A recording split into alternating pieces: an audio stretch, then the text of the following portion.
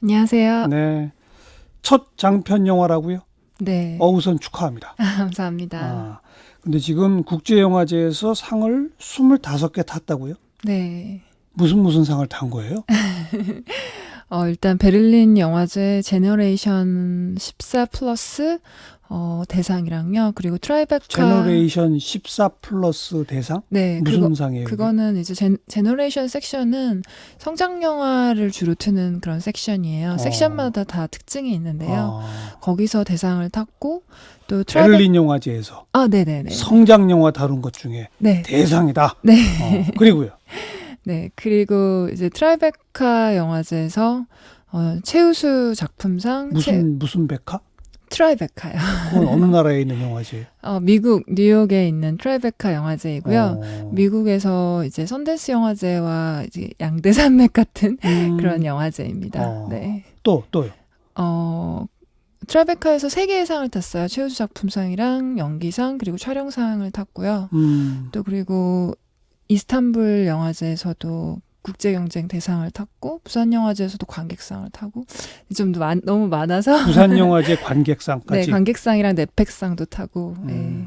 그리고 그러니까 최근에 예루살렘 영화제에서 또 데뷔상을 탔습니다. 아주 어렵고 딱딱한 고리타분한 예술 영화들, 그 예술 영화들만 모여서 하는 영화제, 거기서 상 많이 탄 이런 게 아니네요. 아무래도 영화제라는 거는 이제 작품성을 조금 중시하는 곳이긴 하지만 거기서도 작품성도 있고 영화가 참 재밌고 따라가기 좋다, 감정적으로 그러니까요. 동화되기 좋다라는 얘기를 해주셨어요. 네. 네. 이렇게 어마어마한 상을 타리라고 예상하셨어요? 일단은 영화를 완성하는 데까지는 너무 많은 일들이 있어서 사실 부산에서 프리미어 하기 전까지는 그것을 끝내는 데에만 좀 주력을 했었어요. 몇 년 걸렸어요, 영화? 영화 이제 촬영부터 후반 작업까지는 한 2년 정도 걸렸고요. 근데 이제 시나리오라던가 혼자서 준비하는 그런 단계의 기간들이 좀 많이 걸렸었어요. 시나리오를 직접 쓰셨죠? 네, 시나리오 직접 썼어요. 어느 자료를 보니까 시나리오를 완성한 건 한 6, 7년 전? 네, 2013년에 시나리오 초고가 나왔었어요. 2013년. 네. 자, 궁금증 여러 가지 있습니다. 네. 왜 1994년입니까? 일단 이게 제가 생장했던 그 시기의 기억들의 어떤 부분들이 들어가 있는 영화예요. 그리고 제가 느꼈던 유년 시절에 느꼈던 그런 감정들의 반영이 분명히 되어 있는 영화이고요. 물론 나중에 수정과 그런 단계들을 거치면서 허구의 극 내러티브 영화가 되었지만 그 시절들을 조금 소환해보고 싶었어요. 중학교 시절에 제가 느꼈던 감정들, 부당하다고 느꼈던 부분들, 그리고 제가 바라봤던 사회, 이런 것들을 영화 속에 좀 담아보고 싶었고요. 가장 중요한 것은 또 이 영화 안에서 성수대교 사건이 배경으로 나오는데요. 그 은희라는 주인공의 어떤 1년 동안에 일어나는 서사와 그리고 이 성수대교 사건이 일어났던 해, 그 시대의 공기 같은 것을 좀 담아보고 싶어서 94년으로 했습니다. 그러니까 본인이 1994년에 중학생이었었어요? 네. 딱 그 나이 중학교 2학년? 저는 14살 때, 그러니까 94년에는 중학교 1학년이었어요. 1학년? 네. 그리고 성수대교 붕괴가 본인의 머릿속에도 큰 사건으로 기억이 나는군요. 저뿐만 아니라 그 시대를 살았던 뭐 누구나 모두에게는 그렇죠. 공동의 트라우마라고 생각을 했습니다. 강남 네. 대치동에 살았어요? 네, 그런 부분들이 이제 제가 제 실제 경험을 좀 녹여낸 부분인데요. 저 역시 대치동에 살았고 부모님께서 방앗간을 운영을 하셨었어요. 떡집. 네.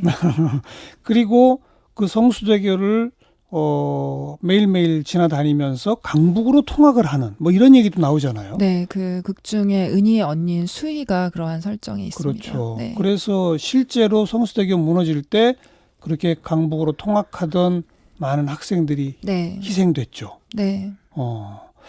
그다음 왜 벌새입니까? 벌새는 세상에서 가장 작은 새인데요. 그 작은 몸으로 아주 먼 거리를 꿀을 찾아서 날아다녀요. 근데 이 벌새가 상징하는 것은 어떤 포기하지 않는 생명력 그리고 사랑, 희망 같은 것이에요. 그 작은 벌새가 1초에 한 8, 90회의 날개짓을 산다고 하거든요. 실제로 그 영상을 봤을 때 어딘가 모르는 그 아름다운 그런 게 있었어요. 네. 그래서 그 벌새가 예. 그 캐릭터 은희가 실제로 이 영화 안에서 많은 사람들을 만나고 또 좌절하지만 또 희망적으로 다시 일어서려고 하는 그 여정이 벌새라는 제목하고 연관이 돼 있다고 해서 그렇게 생각을 해서 벌새라는 지었습니다. 새를 혹시 직접 보셨어요? 아니요. 벌새는 한국에 없습니다. 우리나라에 없다면서요. 네. 그냥 그 영상으로만 보셨구나. 네. 저희들도 다 머릿속에 지금 떠오릅니다. 네. 가만히 서 있는데 날개짓은 어마어마한 네, 맞아요. 이 벌이 웅웅하는 네. 그 소리가 이 날개짓에서 소리가 나는 그 새죠. 네, 맞아요. 그러니까 이 주인공 중학교 2학년 은희가 조용히 있는 것 같지만 그렇게 어마어마한 무언가가 있다. 이겁니까? 네, 아주 잘 봐주신 것 같아요. 그 조용하고 작은 몸에서 그 안에 폭발적인 어떤 감정이라던가 그런 삶의 경험들을 하고 있는 것처럼 영화 속에서도 묘사하고 싶었습니다. 이 작품에 대한 감상을 담은 몇 개의 문장들, 이 시애틀 국제영화제에서는 보편적인 그러나 구체적인 영화, 또 이스탄불 영화제에서는 한 편의 시처럼 섬세한 영화, 일상으로 시대를 경험하게 한다. 뭐 이런 용어들이 눈에 띄거든요. 네. 일상으로 시대를 경험하게 한다. 어떠세요? 이 문장을 보고. 제가 시나리오 쓸 때 가장 의도했던 바이기도 해서 그렇게 읽어주셔서 정말 정말 감사했었습니다. 네. 일상 속에서 시대를 보여주고 싶었다. 네. 저는 그 사람들이 잘 주목하지 않는 14살 여자의 은희의 삶을 통해서 은희의 눈으로 우리 한국 사회를 좀 그려보고 싶었습니다. 네. 자, 그래서 다시 한번 똑같은 질문이 왜 94년이냐가 다시 이제 버전업해서 들어가는 겁니다. 네. 본인의 중학교 시절이라 94년이다라고 했는데 그런데 2019년 대한민국의 1994년의 한국을 소환해서 뭔가를 보여주고 싶은 거예요? 뭐죠 그게? 일단은 아까 제가 말씀드렸던 거에 좀 더 더한다면 이 영화에서는 성수대교 사건이 주된 어떤 하나의 사건으로 나오기 때문에 반드시 94년이었어야 했는데요. 이 영화 안에서 제가 94년 그리고 성수대교 사건을 다루고자 했던 것은 어떤 88 서울올림픽이 끝나고 나서 한국 사회가 선진국이나 혹은 서구로부터 인정받고자 하는 그 열망으로부터 굉장히 빠르게 많은 것들을 짓고 선진국이 되려고 하는 그 어떤 돌진 같은 걸 하고 있었던 시기라고 생각해요. 그렇죠. 그러다가 우리에게 어떤 경종을 울리고 우리를 잠시 멈추게 했던, 잠시라기보다 아주 크나큰 어떤 충격을 줬던 사건이 성수대교 사건과 그 다음에 일어났던 삼풍백화점 붕괴 사건이라고 맞아요. 생각을 하는데요. 네. 그리고 나서 그 붕괴가 이제 경제적인 어떤 붕괴인 IMF로 이어지는 그 90년대를 저는 그렇게 기억을 하고 있고요. 그런데 이렇게 다리의 물리적 붕괴라는 것은 제가 영화 안에서 은희라는 아이의 마음속에 있는 붕괴, 그리고 은희의 가족 안에서의 붕괴, 그리고 학교 안에서의 붕괴, 그리고 이 모든 사회 안에서 사람들이 붕괴되는 느낌, 그리고 단절감 속에서 사람들을 서로를 대하는 그것들이 벌새에 묘사되어 있고, 벌새는 이 많은 사람들 그리고 사회의 물리적 붕괴, 그 어떤 심리적인 붕괴와 단절이 어떻게 이 달이라는 물리적 붕괴와 연관되어 있는지를 영화를 통해서 좀 조망을 해보고 싶었고요. 결국에는 영화 엔딩에 가서는 우리가 어떻게 이 붕괴와 단절을 딛고 희망으로 나아가느냐라는 것이 저의 어떤 영화적 메시지였습니다. 특히나 달이라고 하는 거는 네. 어디와 어디를 연결하는 네. 거잖아요. 네. 소통의 통로가 되는 거고. 네. 근데 그 다리가 무너졌다라고 하는 건 관계가 끊어졌다는 거에 상징적 표현이기도 하지 않습니까? 네. 이 영화에는 은희가 수없이 많은 관계가 나와요. 친구도 있고 남자친구도 있고 언니도 있고 오빠도 있고 부모도 있고. 그런데 뭐 굉장히 폭력적에다가 다시 또 사랑을 느끼기도 하고 또 그러다 또 금방 슬쩍 어디론가 사라져버리기도 하고 왠지 관계의 단절 같은 모습을 느끼게 해주는 그게 가장 큰 문제다 이렇게 느꼈던 겁니까? 그런 것들이 되게 만연해 있던 시기라고 생각을 했었어요. 90년대는. 특히나 그 영화 속에서 교실에서 선생님께서 서울대 가자고 아이들한테 재창을 시키거든요. 또 그 전에는 네. A반, B반 해가지고 네. 공부도 못하는 것들이 줄 똑바로 서라 뭐 이러고 네, 그런 맞아요. 상징들이 나오죠. 네. 예. 그래서 이 모든 것이 가정 내에서도 이 가부장 질서 안에서 공부를 잘하는 오빠가 가장 어떤 권력의 우위에 있고 학교 안에서도 공부를 잘하는 아이에게 A반을 주고 그런 나뉘는 거, 분별하고 분리시키는 거, 그리고 이 모든 것들이 개인의 어떤 관계 안에까지 다 모두 영향을 주는 이런 것들이 저는 그 90년대를 제가 기억하는 방식이기도 했었고 예. 지금 현재도 분명히 존재하고 있는 것들인데요.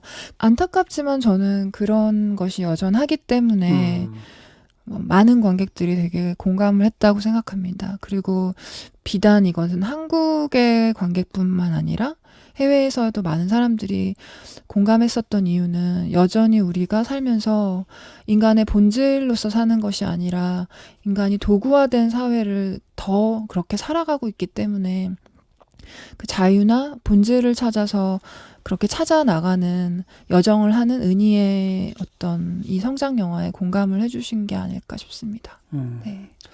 근데 뭐 또 원초적으로 뭐 어떤 시인은 외로우니까 사람이다 이렇게 불렀듯이 노래를 했듯이 인간은 다 왠지 외로운 거 아닌가요? 저는 그 외로움이라는 것이 근원적인 어떤 본질이나 존재와 연결되지 않았기 때문에 거기서 오는 외로움이라고 생각을 하거든요. 그 본질적인 것들은 저는 인간관계에서의 어떤 사랑이기도 하고요. 예. 어떤 신이라던가 영적인 어떤 에너지와의 연결이라고도 저는 생각을 해요. 물론 이 영화 안에서 신, 영성 이런 것들은 다루지 않았지만 그래도 어떤 본질로서 연결이 있다면 우리들 사이에 혹은 내 내면 안에서 저는 그 외로움이 조금 연해지지 않을까 싶습니다. 물론 모두가 그런 걸 바라고 그런 걸 찾기 위해서 또 한 인생 자체가 그것을 찾는 여정이라고도 볼 수가 있을 텐데 네. 완벽한 그런 어떤 본질적인 사랑, 본질적인 영성, 그 관계의 어떤 믿음 이것이 한 사람 한 사람에게 완벽하게 존재할 수 있을까요? 그냥 찾아가는 과정 아닐까요? 특히 중학생의 시선에서 보면 누군가를 무척 좋아한다는 말을 많이 합니다. 그러다 배신당하기도 하고요. 네. 이런 과정 어떻게 보셨어요? 저는 은희가 만나는 그런 어떤 연애의 이런 관계 같은 것들은 좀 스쳐 지나가는 풋사랑이라고 생각했고요. 그거는 사실 사랑이라기보다는 아주 짧은 어떤 연애라고 생각을 하고요. 가장 저는 이상적인 관계로 그린 것이 이제 은희와 영 선생님과의 사랑이라고 생각을 하는데요. 거기에는 어떤 상호 간의 존중과 상대에 대한 배려 같은 것들이 있고 아주 따뜻한 에너지가 감도는 느낌으로 연출을 하고 싶었어요. 근데 아까 말씀하신 외로움으로 다시 얘기가 들어간다면 저는 근데 그 외로움이 충족되는 것은 상대로부터가 아니라 자기 자신을 진실로 사랑하고 자기 자신과 연결되어 있을 때 찾아온다고 생각하고요. 예. 그래서 사실 저는 이 영화 안에서 이 어떤 하나의 주제는 은희가 자기 자신을 사랑하지 못해서 남에게서 그 사랑을 구하려 하다가 결국 엔딩에 가서는 자기 자신을 사랑해야 함을 깨닫는 그런 구조로 영화를 만들었습니다. 네. 94년의 시대를 상징하는 그 학생들이 메고 다니는 가방, 네. 운동화, 그다음 카세트 테이프 이런 네. 등등등 그건 다 어디서 구했어요? 그거는 이제 저희 연출팀들이랑 미술팀들이 정말 고생을 해서 이 적은 예산 안에서 아주 많은 발품을 팔고 그렇게 구했습니다. 네. 94년을 안 살아본 사람들이 보면 어떤 느낌을 가질까요? 젊은 층들이 보면. 인스타그램 같은 데서 후기들을 좀 찾아봤는데요. 94년에 태어났는데도 내 이야기 같은 이유는 뭘까? 이런 글들이 많았어요. 그래요. 네, 그래서 되게 감사하고 아마 시대가 변하더라도 우리가 과거를 통해서 현재를 계속 바라보게 되고 아무리 시대가 변했어도 인간이 원하는 어떤 원형적인 것들은 늘 같기 때문에 그래서 공감을 해주시는 게 아닐까 싶습니다. 네. 네. 우리 김보라 감독 개인적인 얘기를 좀 한다면 국내에서 영상영화과 이제 그 전공을 하시고 네. 미국 가서 공부하셨죠? 네. 그리고 귀국하신 게 몇 년도입니까? 2011년에 한국에 와서 예, 그때부터 이제 강의를 하고 이 벌새를 좀 준비하기 시작했습니다. 그 사이에는 단편 영화 만드셨었고. 네, 그게 대학원 졸업 작품이었어요. 리코더 시험이라는 사실 뭐 벌새의 전신 같은 그런 단편 영화였었어요. 그게 그러면 미국 대학원 졸업 작품이었습니까? 네, 네, 네. 그로부터 지금까지 거의 10년 세월을 벌새와 함께 사셨군요. 2011년에 그 리코더 시험을 만들었으니까 작년에 벌새가 완성했으니까 한 7년 정도가 걸렸었어요. 다음 작품은 기획하고 있는 게 있습니까? 이제 다음 작품은 서로 얘기가 오가는 것들이 좀 있는데 아직 확정이 난 게 없어서 조심스럽지만 제가 하고 싶은 영화들은 이제 역시나 벌새처럼 여성의 눈으로 바라본 역사, 전쟁, 그리고 SF 장르의 그런 영화들에 관심이 많습니다. 그 여성은 이제 점점 나이가 들겠죠? 저는 다양한 연령대 여성들을 좀 보여주고 싶고요. 그리고 여태까지 나이가 많은 여성들의 서사가 좀 많이 없기 때문에 혹은 나이가 아주 어리거나 많은 여성들의 서사는 없기 때문에 그렇게 좀 얘기되지 않는 여성들의 서사에 대해서 좀 더 다뤄보고 싶습니다. 이 영화관을 찾게 될 관객들한테 한마디 하신다면? 저는 이 영화를 어떤 편지처럼 생각하고 만들었어요. 편지? 네. 때때로 사람들이 살아갈 때 자기 자신이 견딜 수 없는 그런 밤들이나 순간들이 오잖아요. 우리는 그거를 어른이 되어서는 아주 교묘하게 숨기고 사랑받고 싶다 혹은 제대로 사랑하고 싶다는 그런 어떤 열망을 숨긴 채 때때로 유령처럼 살아가기도 하고 본질적인 것들을 찾지 못해서 아파하는 밤들이 있는데요. 그런 밤들에 자신을 사랑하지 못해서 막 힘들어했던 그런 밤들이 있는 모든 분들에게 이 영화를 편지처럼 보내고 싶습니다. 그 편지 읽으면 힘이 나는 겁니까?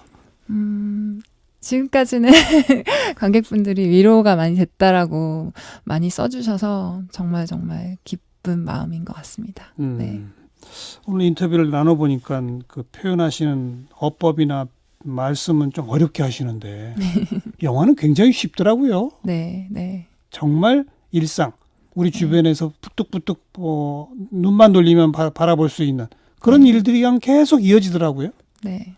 그런데 그 속에서 뭔가 생각할 수밖에 없게 만드는 그런 거죠? 저는 90년대에 아주 일상적인 것들을 일상의 어떤 은인의 집을 특히나 묘사를 좀 해보고 싶었던 게 뉴스에 나오는 비정상적인 그런 게 아니라 일상 속에 있었던 야만성, 일상의 얼굴을 한 폭력 그런 것들을 묘사하고 예. 다뤄보고 싶었던 게 좀 컸었습니다. 네. 언젠가부터 우리나라 영화가 리얼리즘을 잃어버린 것 같아요. 그렇게 느끼지 않으세요?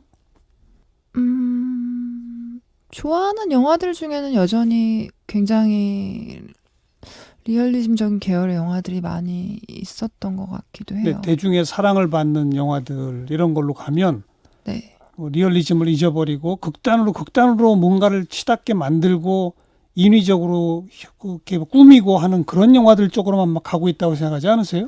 아, 상업 영화가요? 아니면 독립 영화? 우리나라 상업 영화들이. 아, 상업 영화가요? 아, 네네네. 네, 상업 영화는 저도 좀 그런 이유로 좀 잘 안 보게 되는 때도 있었어요. 그런데 그 과거에는 리얼리즘적인 바탕을 깔고서도 상업 영화적으로 성공한 영화들도 꽤 많았었거든요. 네. 언제부턴가 이게 사라졌어요. 그래서 우리 김보라 감독께서 앞으로 리얼리즘에 기반해서 대박을 치는 영화를 좀 만들어 주시기를 부탁을 드리려고 이런 말씀을 드렸습니다. 감사합니다. 네, 영화 벌새를 들고 오신 김보라 감독 함께 만났습니다. 오늘 고맙습니다. 감사합니다.